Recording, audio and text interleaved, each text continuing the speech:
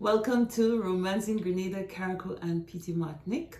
We are here today romancing with my dear cousin and friend, fellow Digue man, Lloyd Harold Lewis, but you might know him more as Harold Lewis. Behind the camera is my sister Charmaine. So we're at Cousin Harold's. Oh, he is my cousin, I said. We're at his house today and we're talking with Cousin Harold because Cousin Harold, I would say, is one of the persons that can tell me that knows the most about Digue and Grenada history and everything. But first, let me tell you a little bit about who he is. So Cousin Harold is the son of one of the big builders that used to be in Grenada in the 30s, 40s, No, 40s and 50s. 40s and 50s. Ralph Lewis. He built La Fortune Bridge, the hospital in Carriacou, Methodist School in Labe, Methodist School in Labe, Agricultural Station in Maran, Agricultural Station in Maran, Ashenden, and Mount Horn. and Mount Horn, and the Bagatelle Estate House. You didn't know I knew that.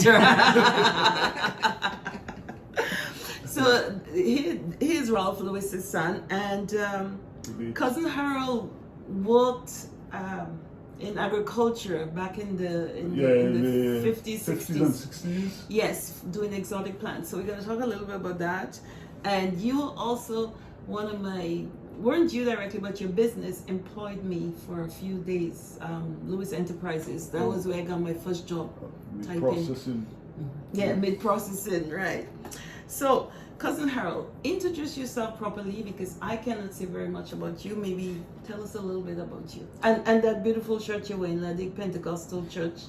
That was given to me by the pastor, Okay. Pastor Bennett. Digue. Yeah, I'm Lloyd Harold Lewis Yes, look at the camera. from Digue, St. Andrews, Grenada. Mm-hmm. My father is the late Ralph Lewis, building contractor. Mm-hmm. And as Cindy reported, he built a number of houses and landmarks. La Fortune Bridge in Sotters after Janet, and there was one in Tufton Hall, the hospital in Carriacou after Janet, the Methodist School in Grenville, and a lot of the agricultural station like Mount Horn, Mirabeau, Ashenden, and Maran. Right. So you said La Fortune Bridge, and I was looking at a picture in your album. Maybe I'll put it up later. That was your first job. I worked with my dad after Janet, I left school, and I worked with him there for a while. And right. just from there, I went to work with the Cocoa Industry Improvement Scheme. Cocoa in Boulogne. Boulogne. Yeah. Under the leadership of the D.A. Perryman and Arnold Cruikshank. Ah, okay. D.A. Perryman. So what did you do there? We did vegetative propagation, cocoa, nutmeg, citrus, and when the True Blue Beach came into being, True Blue Beach Resorts, they had asked the department to propagate the plants for the landscaping, and I was selected. Oh, so that's why you got into the exotic plants. Yeah. So I did all the plans for the True Blue Beach Resorts Limited. Right. And I worked there for I think about a year, and the company went down. Something to do with money. Yeah. The company went down. I worked there, and then I went back to the department. And then I left and I went to England. You went to England, okay. You're my soul suffer, lots of Digue history and so on. You're the person that put me on to, the book just went out of my head right now. The University of Life. MZ Mark. Oh, yeah. MZ Mark. MZ Mark, he was an educator. Right. He was statesman, one of the statesmen Yeah. in Grenada. He held lectures in the Grenada cinema every now and again. I think the theme was the University of the Masses. I think he was basically speaking of the federation that was coming to being. Okay. Well, that federation did come, but it was short-lived. The 1958. Yeah, Federation, West Indies Federation. Where do we start? Well, first let me ask you, what year you left Grenada for England? What year did you leave Grenada for England? The end of 61. 61. I wasn't born yet. Neither was my sister Shermian. Pastor, it wasn't even a substance. I don't think we can say that on camera.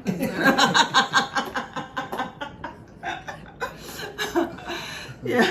So, but now today we're in Canada. We're sitting in Canada because you left England and you came to Yeah, Canada. I came to Toronto in 67. That's when I was born. Yeah. So we talked a lot. We talk a lot every day about historical things that happen in Grenada and stuff. And you told me lots about the independence and actually before when we got our first female governor and stuff. What the atmosphere was like. First what? Governor. When I left home, they did not have that advanced form of constitution. There was when I left home, Mr. Gary was chief minister, and there was a guy called J.M. Lloyd who was administrator.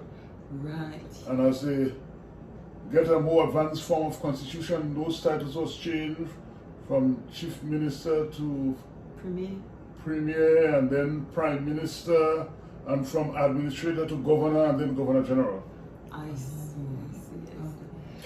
But when the federation came into being in the Caribbean or the West Indies, Canada's contribution to the federation, that new nation, they gave them 2 ships. One was called Federal Maple, representing Canada, and the other was Federal Palm for the Caribbean. Okay. The palm, So the palm was the symbol of the federation? Well, both. Okay. Canada gave them so because Canada gave them they gave them $7 million, but the 2 ships they were part of this, they were giving them all the different thing, And they were supposed to travel from Jamaica to Trinidad. One up, one down. Okay. But was it cargo ships or? Yeah, I think it was both. Okay. Both, yeah, they would take passengers and Federal Palm and Federal Maple. And oh, that's amazing. But when you left Grenada, we didn't have airplane or airports or anything like that yet. So. Oh yeah, there was a Pulse airport. Oh, in 61 you left via Pulse? I went by the ship.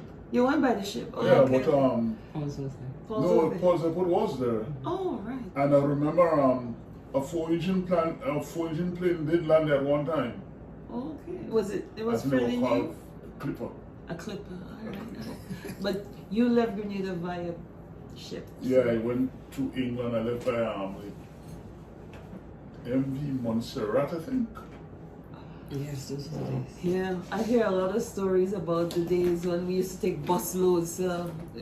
Us from the rural areas, we take busload down to St. George's to say goodbye to our loved ones. And then they sing all those songs.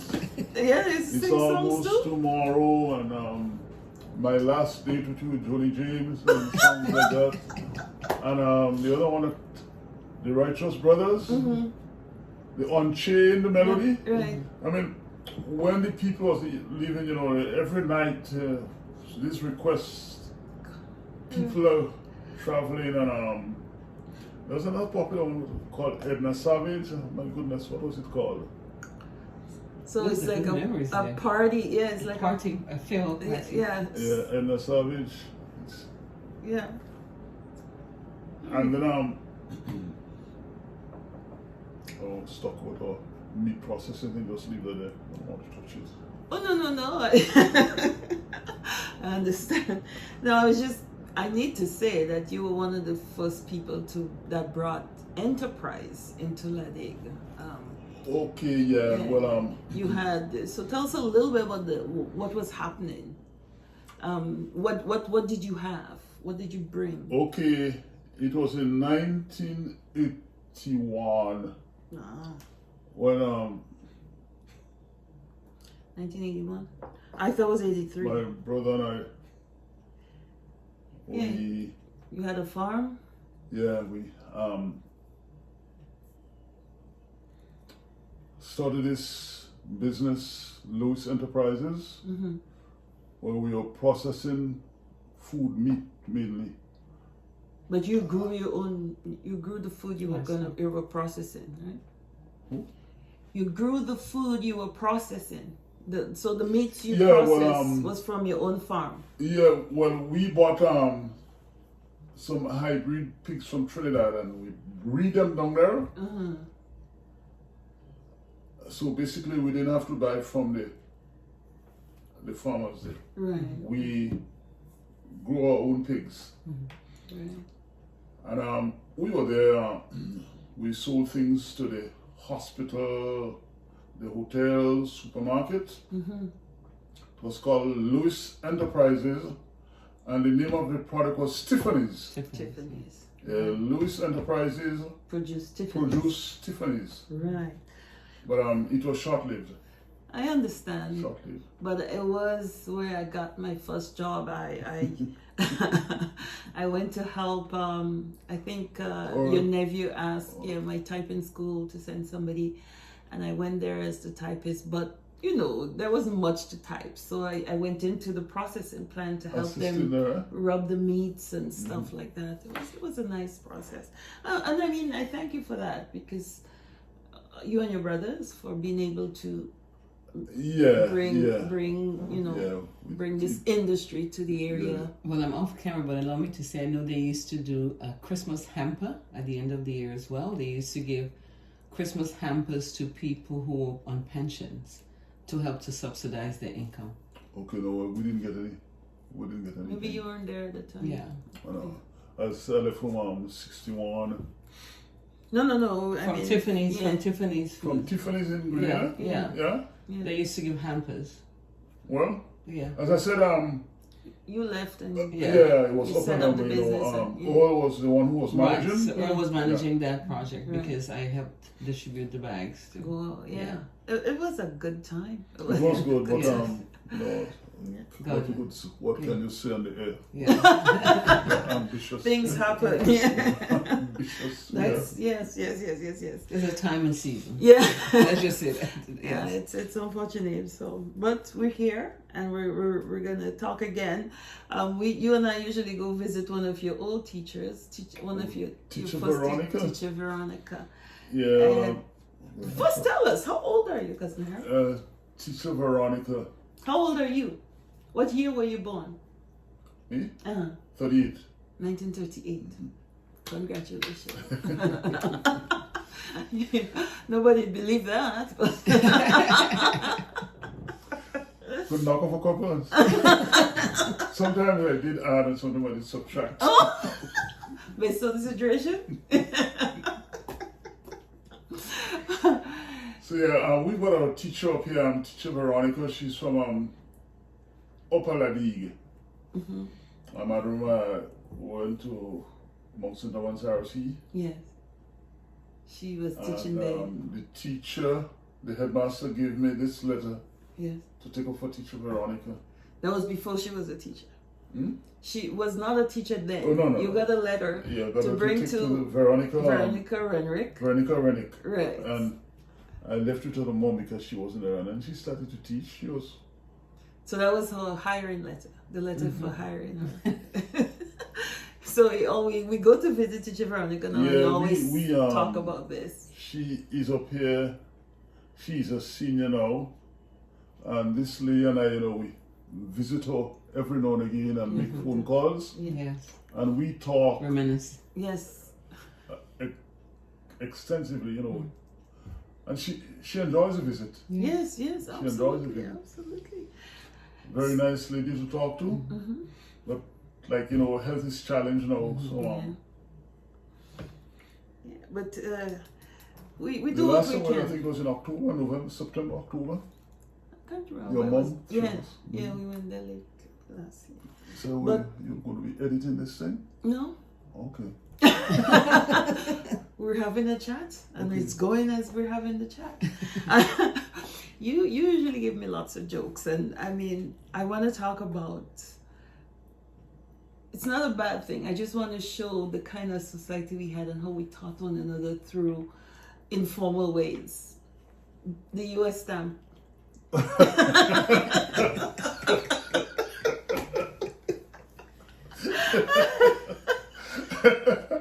Tell us about the US stamp you went to buy. You have to remember that. Tell us about the post office where it is. the where post- it His was. uncle in the United States, he went up there, this agricultural help. Mhm. So I had to mail a letter to him. Right, I went to the post office. right. Miss Vera Wells was the The postmistress postmistress. or whatever she was, Yes. So the letter has to be mailed to America, and I told her I want an American stamp. And she said, "We don't sell American stamps here. Tell me you want a stamp to post a letter to the United States. So once it gets there, I thought that was so good, such a good lesson. We're Grenadians. We don't sell American stamps. You sell a She stamp. knows the stamp, but she knows you didn't want to go to the States. So she But was you my did senior, London. and Yeah. I was young. But you did I want learn an a lesson American that stamp. yeah, you Because go can't to America. you can't get an American stamp in Grenada. You get an American stamp for a letter going to America, a Grenadian stamp for a letter going to America. I just thought that was such a great story. Learning moment. Yeah, it was a great learning moment. So that was a post office in Digue, which we got, I think, somewhere in the 1940s. So, Yeah, but that post office was housed in their residence. Yeah, in the basement But of they've the got an house. independent building now. Yes, we do. Yeah, so the times we have together, I thought it'd be nice to romance Grenadians with it, like the rest of us Grenadians with it, because the stories you tell me, they're unbelievable. They're really great, but I wanted people to know about you, about who your dad was, the kind of work he did, the kind of work you did, and like what you did even for me in getting that first job. Right away I had job experience, even before I finished my time in school. Lewis Enterprises. Although at that time it made it sound like nepotism, because my last name is Lewis. Well, you could have posed as a shareholder too. That's right. I could have said it's the family business. Did you know Earl? Yes, we do. That's my nephew. Yes. So I was your nephew, He was managing. Yes. He wasn't the owner. Yeah. No, we learned that We now. learned that afterwards. We did actually at that time we didn't understand All the dynamics. of business really. Even we didn't know very we much. just saw him know the business was so we just thought it was his business. But yeah. Well, There's always what money behind Yeah. what you This do. is what he said. Yeah. He doesn't no, it's a family thing, and I'm just thinking, Yeah. Well, who would say that, cousin Harold? Come on, let's just leave it there. What is it? If all the girls are, Profile from Yeah. him. Yes, The yes, young guy yes, coming yes. from England. Yes. I mean, you got a vehicle. 7 or 8, And the girls, in fact, nobody would ask. So where's the money coming from? What do you expect? He came from And England. he had a little English accent. He went up there young, British like 8 or accent, 9, yeah. so he had a little English accent. Yeah. Yeah.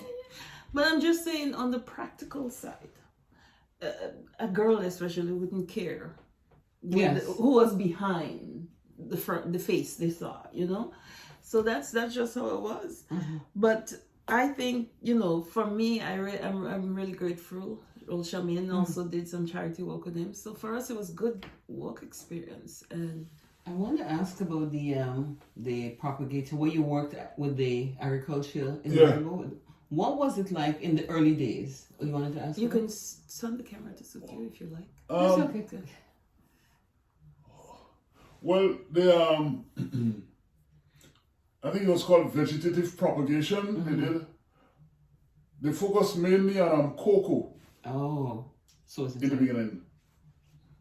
But after Janet, when the island was just about demolished, So Janet Hurricane. Hurricane Janet. 1955. Right. Yeah, Hurricane Janet. Janet, yeah. 1955. Right. The emphasis was on agriculture. A lot of the aid that they got, just about everything went into agriculture. Rebuilding the agriculture. So hence, it was called it's Cocoa Industry Improvement Scheme. So that's what they still call it, the scheme afterwards. Cocoa, Yes, yeah. yes, okay. And then the one in Mirabo was called MLH Mirabo High Level Agricultural Station. And this time we concentrated on a lot of citrus and nutmeg. They started it to Macart nutmegs. They got a lot of money from the Grenada Nutmeg Association for reproduction of nutmeg because the island was torn with Janet. Yes. So the emphasis was on agriculture. Yeah. And they had a lot of people, man. And it did, on Cruikshank and Perryman, they brought that industry to a very, very high level. Productive high level, yeah. So you, actually, I have to give a little background because I think I had a relative that wasn't happy. Your dad came from St. John's, Guave, and came into Ladig and took one of those pretty girls away. And I don't think people in Ladig was very happy about that. I have to say this on camera. But the benefit was that he built also that reservoir by Bellevue Gap. Gap. That was his first trip job. up to St. Andrews, I think. Yes, Yeah, he yes. was there. I think this is where he met my mom. Yes, and right away, he's scooped But up. it's one of those things, you got a lot of girls in village, and some guy comes and he takes this one. I even when my dad went to, is it recorded? Yes. Where are you gonna put this thing? We have a program called Romancing Grenada. We gotta be careful. Okay, so don't say we too have much. to censor ourselves. Actually, right now we're romancing. It's romance. We're romancing Grenada. When he went up to Carriacou. You have a sister from Carriacou, yes, okay. Well, it happens. And We know. they made Human nature. this, my sister's mom.